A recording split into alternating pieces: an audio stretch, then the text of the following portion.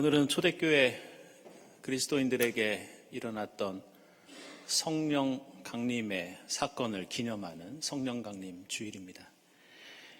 오늘 이 성령 강림 주일은 그리스도교 신앙과 역사에서 대단히 중요한 의미를 가지고 있습니다.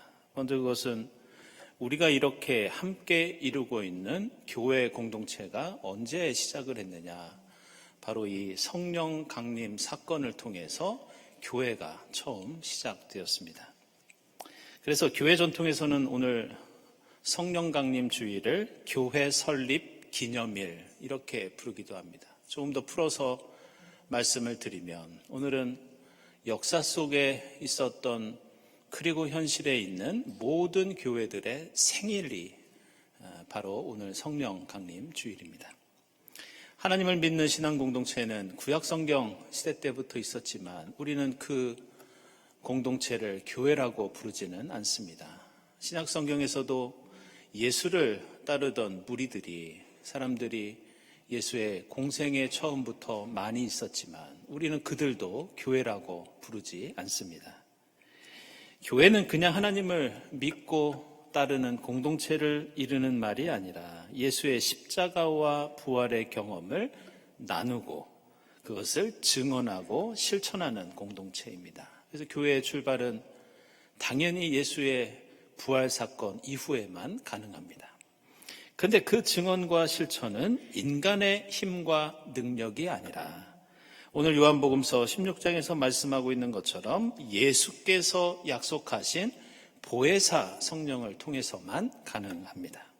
따라서 우리가 이웃을 사랑하고 우리가 함께 친교를 나누고 이 땅의 사회 정의를 이루고 평화를 추구하고 생명을 보살피기 위해서 노력한다 하더라도 우리가 NGO 단체나 친목 단체와 다른 것은 바로 교회는 무엇을 하든지 우리 힘과 지혜가 앞서는 것이 아니라 성령께서 앞장서셔야 하고 성령께서 주시는 힘으로 해야 하고 성령께서 주시는 지혜로 해야 그것이 교회가 될 수 있습니다.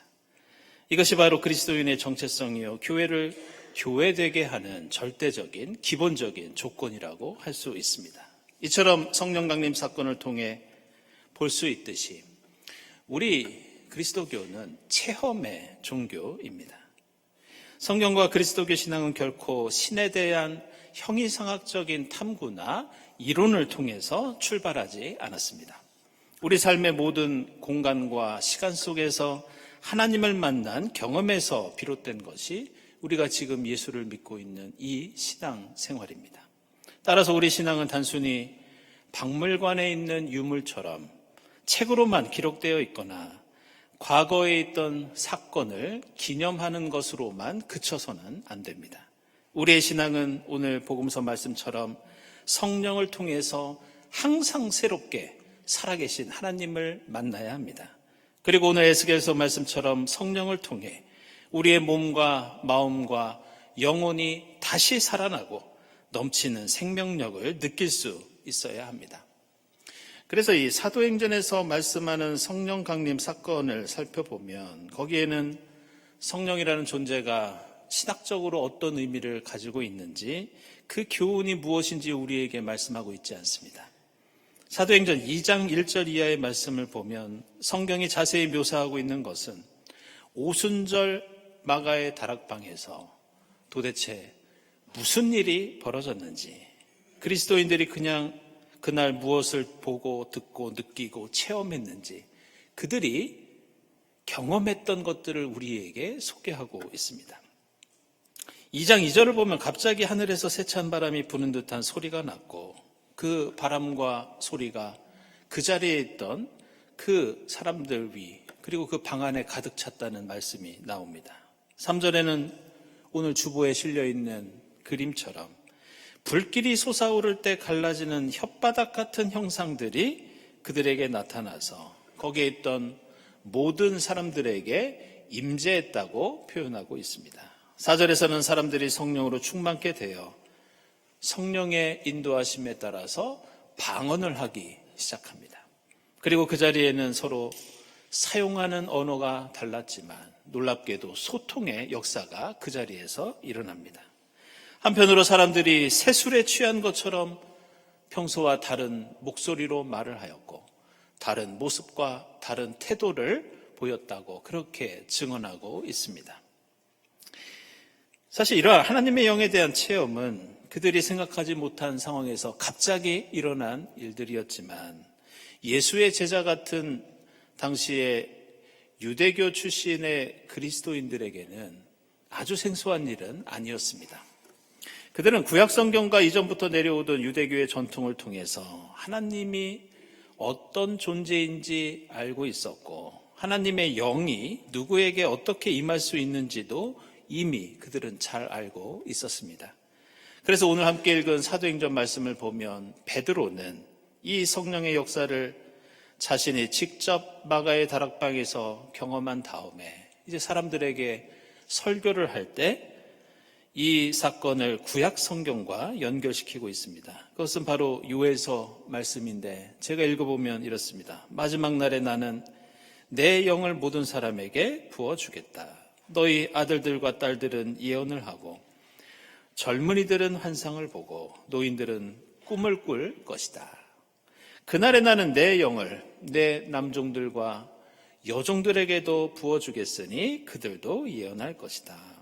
베드로는 오래전부터 내려오던 몇백 년 전에 요엘 예언자의 이 말씀을 인용하면서 자신과 그리스도인들이 겪었던 성령 강림의 이 사건이 우연한 사건이 아니라 글자로 기록된 예언이 비로소 현실 속에 이루어진 것이라고 그렇게 고백하고 있습니다. 따라서 이 오순절에 일어난 성령 강림의 사건은 예수의 제자들과 그리스도인들에게 커다란 충격을 주었고 다른 한편으로는 그들에게 엄청난 기쁨과 또한 자신들의 사명이 무엇인지 일깨워주는 그런 역할을 하였습니다. 왜냐하면 하나님의 영은 이스라엘 역사를 보면 아무에게나 주어지는 영이 아니었습니다.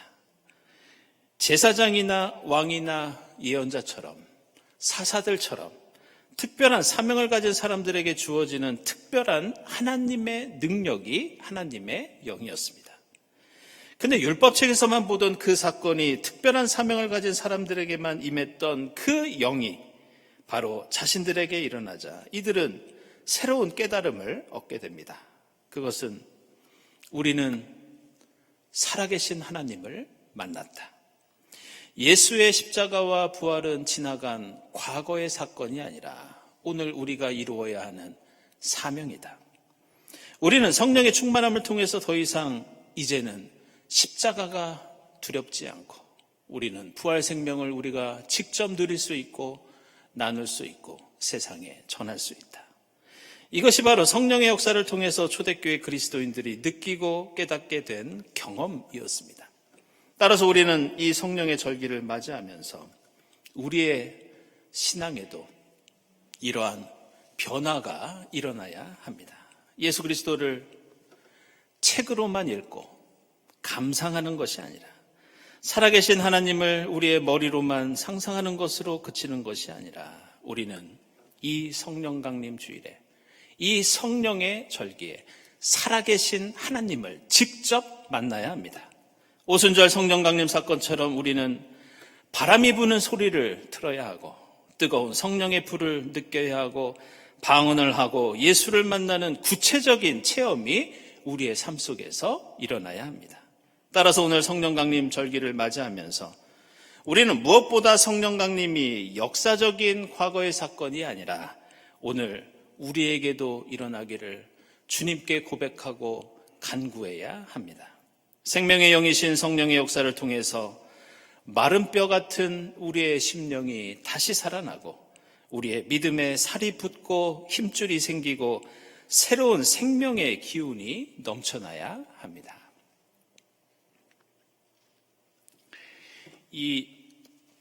네덜란드의 전 세계에서 손에 꼽힐 만큼 아름다운 미술관이 하나 있습니다. 크롤레 밀러 뮤지엄이라고 하는 미술관입니다. 이 미술관에는 여러분들 잘 아시는 반 고흐의 이 밤의 카페 테라스 같은 작품도 있고 또 미술사를 수놓은 훌륭하고 아름다운 작품들이 많이 있습니다. 근데 이 미술관이 좀 특별히 유명한 이유는 그 실내에 걸려있는 작품들도 유명하지만 이 미술관 바깥에는 조각공원이 있어서 거기는 훌륭한 이 설치 미술들이 많이 있는 것으로 유명합니다. 그래서 제가 오늘 말씀과 관련해서 소개하고자 하는 것은 이 네덜란드 출신의 작가 중에 크린 기젠이라고 하는 분이 있습니다. 그분의 주의를 기울이다라는 작품이 이곳에 있습니다. 이 크린 기젠은 기후위기 시대가 오기 전부터 생태 환경에 관심이 많아서요. 유명한 일화가 있습니다. 1978년 이 베니스 비엔날레에서 자기가 직접 낚시를 해서 잡은 청어를 요리해서 자신의 작품을 보러 온 사람들한테 열흘 동안 나눠줬던 걸로 유명합니다. 왜 그러냐? 예술 작품은 눈으로만 그렇게 갤러리에서 보는 게 아니라 보고, 듣고, 냄새 맡고, 먹을 수 있는 것이 되어야 한다. 근데 제가 오늘 소개하려고 하는 그분의 주의를 기울이다라는 작품도 비슷한 의미를 가지고 있습니다. 이 작품은 하늘을 향해서 여러 개의 계단이 뻗어 있는 그런 모양을 하고 있습니다. 그래서 사람들이 그 계단을 직접 올라갈 수 있고 올라가면 그 위에서 마치 전망대처럼 주변의 풍경을 볼 수 있도록 그렇게 그런 구조를 가지고 있습니다. 제가 굳이 이 작품을 소개하는 이유는 이 작품에는 독특한 특징이 하나 있습니다. 그 계단 맨 위의 풍경을 올라가지 않아도 볼 수 있도록 그 위에 CCTV를 달아놓고 맨 밑에 화면을 갖다 놔서 그 화면으로 위에 있는 풍경을 볼 수 있게 그렇게 해놨습니다. 그러나 사람들은 이 계단 아래에 오면 갈등하기 시작합니다. CCTV 화면을 보고 높이 뻗어 있는 계단을 보면서 나는 저 계단을 밟고 올라가서 내 눈으로 직접 그 풍경을 볼 것인가? 아니면 이 모니터 화면에 있는 이 장면을 보고 만족할 것인가? 저는 이 작품을 통해 우리의 성령 임재와 성령의 역사를 체험하는 것도 마찬가지라는 생각을 했습니다.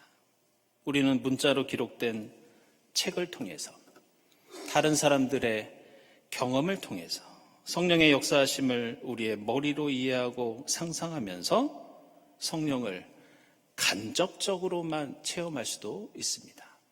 우리는 화면을 통해서만 하나님을 만나도 신앙생활을 할 수 있습니다. 그러나 우리가 생각해야 할 것은 직접 걸어 올라가서 그 위에 있는 풍경을 우리 눈으로 보고 느끼는 것과 화면으로만 보는 것 사이에는 분명한 차이가 있다는 점입니다. 우리는 화면으로 흔들리는 나뭇잎을 보면서 바람이 불고 있다고 알 수 있지만 저 꼭대기로 올라가면 그 바람을 내 얼굴과 몸으로 직접 느낄 수 있습니다. 그곳의 맑은 공기와 향기를 내 코로 직접 맡을 수 있고 지저귀는 새들의 노랫소리를 내 귀로 직접 들어볼 수 있습니다. 우리는 앞으로 이 여름 동안 100일 동안 이어지게 될 성령 강림의 절기를 오늘 시작하고 있습니다. 이 성령 강림의 절기는 살아계신 하나님을 만나고 경험하기 위해서 말씀과 찬양의 돌단을 하나씩 쌓고 기도의 계단을 하나씩 내 발로 올라가는 절기입니다. 어떤 심각한 노력과 모험도 없었던 우리의 믿음, 그냥 글로만 보고 머리로만 생각했던 우리의 신앙, 내 삶에 어떤 변화도 생기지 않았던 우리의 신앙생활, 성령 강림 주일은 바로 이러한 삶과 믿음에 대한 변화를 모색하는 절기, 성령의 힘과 지혜를 구하는 절기가 바로 이 성령의 절기입니다. 우리가 기도하며 노력할 때 성령께서는 반드시 우리와 함께해 주시고 우리에게 어떤 형태와 어떤 방법이든지 우리에게 역사해 주십니다. 성령께서 우리에게 임하시면 우리가 경험하는 성령의 체험과 역사는 사람마다 다를 수 있습니다. 어떤 경우에는 말씀을 묵상하다가 우리의 가슴이 뜨거워질 때도 있고, 어떤 경우에는 기도하다가 그동안 느끼지 못했던 희망과 감사와 기쁨이 내 가슴 속에 가득 차는 것을 느낄 수도 있습니다.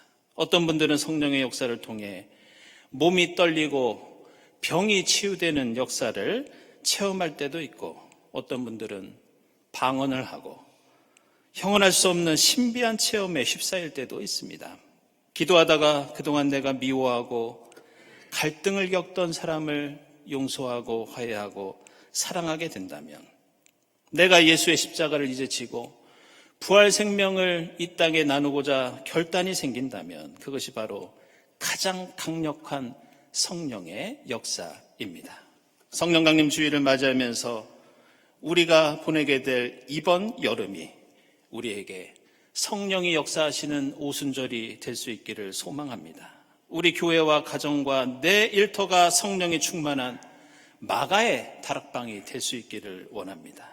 말씀과 기도와 사랑의 계단을 한 걸음씩 올라가서 성령의 역사를 통해 십자가와 부활의 주님을 만나 풍성한 생명을 맛보고 누릴 수 있는 성령의 절기가 될 수 있기를 주님의 이름으로 축원합니다. 기도하겠습니다. 하나님 감사합니다. 보혜사 성령을 저희에게 보내주시어 주님의 십자가와 부활을 저희 삶 속에서 체험하고 전하게 하시니 감사합니다. 성령 강림의 절기를 시작하면서 하루하루 한 계단씩 주님께 나아가는 저희가 되게 하옵소서. 저희가 성령을 통해 매일 살아계신 하나님을 만나 마른 뼈 같은 저희의 삶과 신앙에 생명의 기운이 넘치도록 역사해 주시옵소서. 예수 그리스도의 이름으로 기도드리옵나이다. 아멘.